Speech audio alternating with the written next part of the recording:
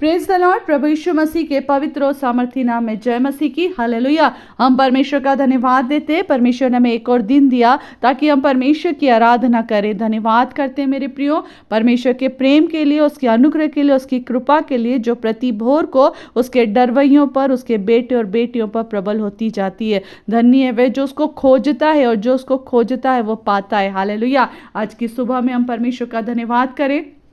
परमेश्वर ने एक दिन और हमको दिया ताकि हम उसकी आराधना करें, हम उसको महिमा दें। हम अपने तन मन से, अपने प्राण से, अपनी आत्मा से अपने परमेश्वर का नाम धन्य कहें। हालेलुया। आइए हम आज की सुबह में उसके वचन की ओर जाएंगे मेरे प्रियो। जैसा कि अभी हम परमेश्वर के वचन योना नबी की पुस्तक और उसका 3रा अध्याय उसके 5वें पद को देख रहे थे, और यहाँ पर परमेश्वर का वचन कहता है मेरे प्रियो, तब नीनवे के मनुष्यों ने परमेश्वर के वचन की प्रतीति की और उपवास का प्रचार किया गया, और बड़े से लेकर छोटे तक सबों ने टाट ओढ़ा। आमेन आमेन। हालेलुया। मेरे प्रियो, हमने इतने दिनों में हम योना नबी के बारे में, नीनवे नगर के बारे में देख रहे थे कि वहां के लोगों ने किस तरह से पाप किया था, कैसे वो अंधकार में चल रहे थे। मगर मेरे प्रियो, परमेश्वर का हम धन्यवाद दें कि यहाँ पर एक बहुत सुंदर बात है कि यहाँ के लोगों ने पाप तो किया, मगर उस पाप का पश्चाताप करने में देर नहीं की। जब वहां पर उस नीनवे नगर में परमेश्वर का एक जन आया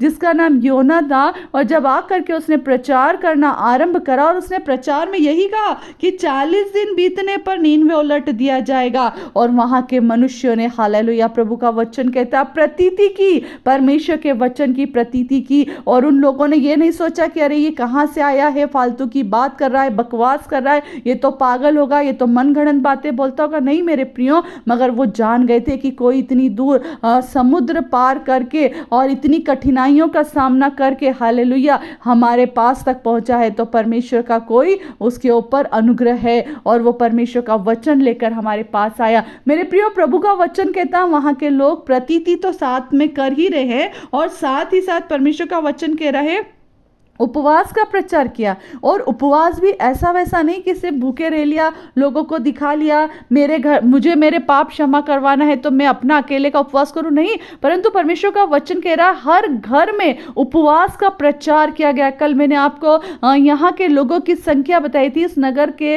लोगों की संख्या 1,20,000 बताई जाती है बाइबल के अनुसार। और परमेश्वर का वचन कहता है बड़ों से लेकर, वचन में लिखा हुआ है, उपवास का प्रचार किया गया और बड़े से लेकर छोटे तक सबों ने टाट ओढ़ा। हालेलुया।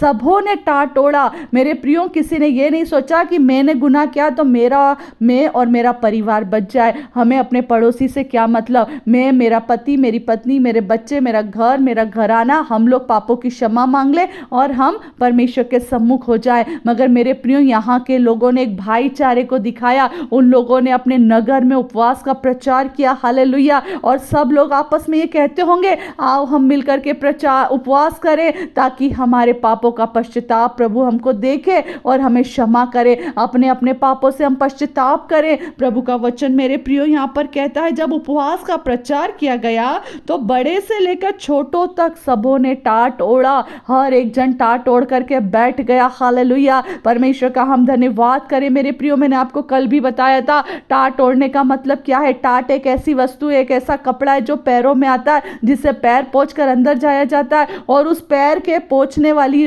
कपड़े को उन लोगों ने ओढ़ लिया। हालेलुया। ना सिर्फ बड़ों ने उपवास करा, परंतु वहां के छोटों ने भी उपवास करा। वहां के बड़ों ने यह नहीं सोचा कि हमारे बच्चे क्यों भूखे रहे, परंतु वचन कहता है कि बड़ों से लेकर छोटों ने, सबों ने उपवास किया। इसी के साथ मैं आपको आगे और बताना चाहती हूँ कि यह समाचार जब नीनवे के राजा के कान में पहुंचा, वह सिंहासन पर से उठा और अपना राज की ओढ़ना उतार दिया। हालेलुया। और टाट ओढ़ लिया और राख पर बैठ गया। मेरे प्रियो, यहाँ पर परमेश्वर का हम धन्यवाद देते हैं कि जब एक आज्ञा राजा की ओर से निकलती है तो प्रजा को करना होता है, मगर यहाँ पर उल्टा हो रहा है। यहाँ प्रजा पहले शुरुआत कर रही है और राजा उस बात को मान रहा है। आमीन। प्रजा यहाँ पर कह रही है कि हम उपवास करेंगे, हम पापों का पश्चाताप करेंगे। हालेलुया। हम टाट ओढ़ेंगे। तो राजा भी पीछे नहीं हटा। राजा भी अपने राजकीय सिंहासन सिंहासन से, अपने राजकीय स्थान से उतर करके, अपने राजकीय वस्त्रों को उतार करके उसने टाट को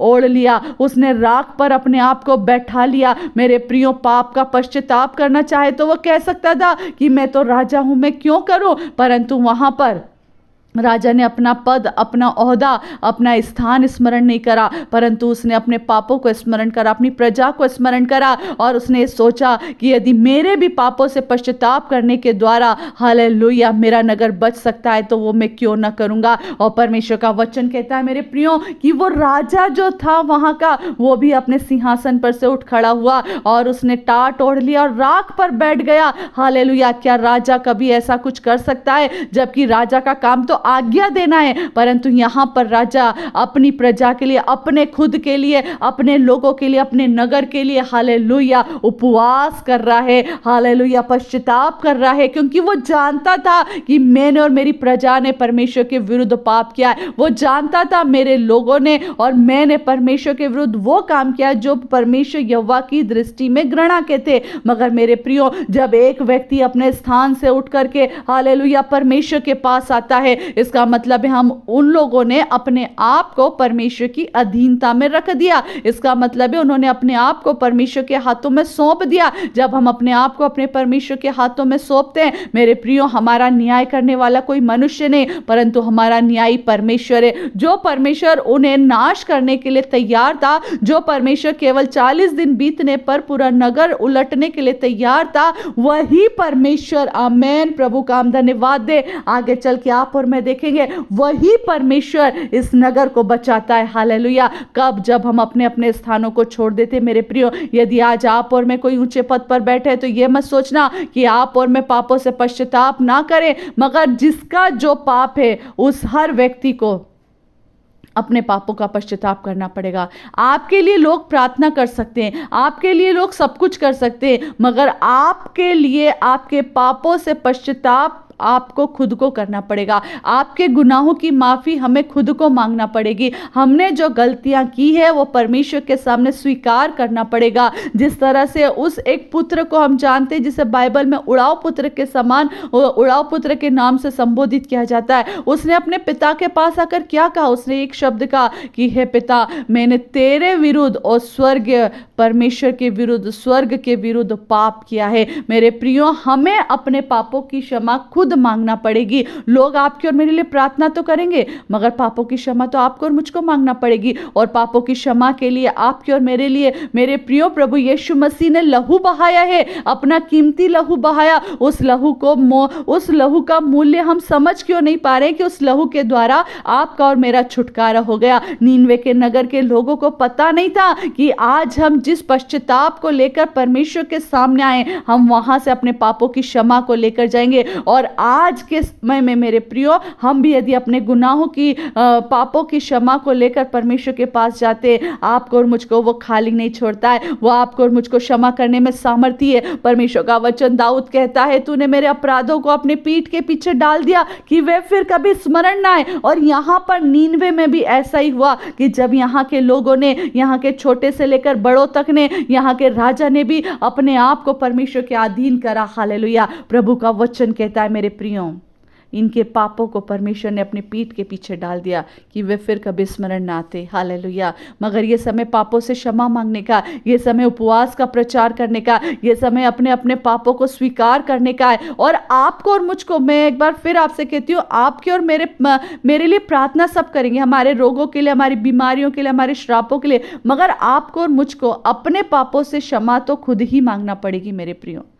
क्षमा तो आपको और मुझको मांगना पड़ेगी, क्योंकि जब तक क्षमा ना मांगेंगे, रिपेंड नहीं करेंगे, पश्चाताप नहीं करेंगे, हालेलुया, आपके और मेरे जीवन में उस जीवन को हम नहीं पा पाएंगे जो स्वर्ग से परमेश्वर ने प्रभु यीशु मसीह के द्वारा आपको और मुझको दिया है। हालेलुया। मेरे प्रिय, इन वचनों में बने रहिए ताकि हम इन वचनों में और आगे बढ़े और पवित्र आत्मा के द्वारा जो पवित्र आत्मा आपको और मुझको सिखाना चाहता हम उसमें आगे बढ़ते जाए। मेरे प्रियो, मैं विश्वास करती हूँ आज की सुबह जितनों ने इन वचनों को सुना है, हालेलुया, वो हर एक जन आशीषित है। इन वचनों को औरों तक शेयर करें, औरों तक पहुंचाएं, ताकि हर एक जन अपने पापों से पश्चाताप करे, प्रभु यीशु मसीह को ग्रहण करे। जैसे नीनवे नगर बचा लिया गया, जैसे नीनवे नगर का राजा अपने अपने स्थान को छोड़ दिया, हालेलुया, आप और मैं भी अपने पापों के स्थान को छोड़ दे और परमेश्वर के पास आ जाए, ताकि परमेश्वर हमें क्षमा करे। परमेश्वर वचनों के द्वारा आपको और मुझको बहुत ऐसे आशीष दे। सबको जय मसीह की। Praise the Lord. आमेन।